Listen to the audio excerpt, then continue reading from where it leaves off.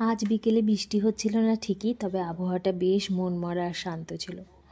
আর আমার বড় মেয়ে বিকেল হলেই কিছু টুকটাক খেতে পছন্দ করে।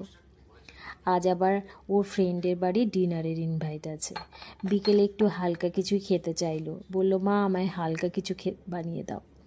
তো আমি ভাবলাম একটু কোল্ড কফি বানিয়ে দিই। আমি যেমন একদম সহজভাবে কফিটা বানাই, আজ ঠিক তেমনটাই করলাম। ভ্যানিলা আইসক্রিম ছিল না, কিন্তু তাতে কি, টেস্টের এতটুকু বদল হবে না, খুব ভালো খেতে হয়। তোমরাও ট্রাই করতে পারো।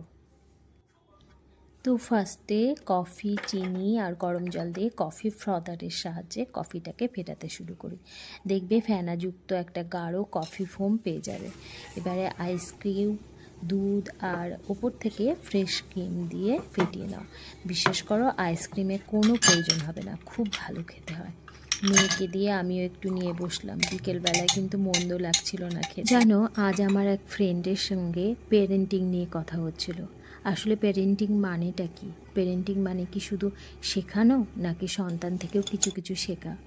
আমরা পারফেক্ট বাবা মা হতে চাই। সন্তানের সঙ্গে একসাথে বড় হওয়ার নামই তো প্যারেন্টিং, তাই নয় কি?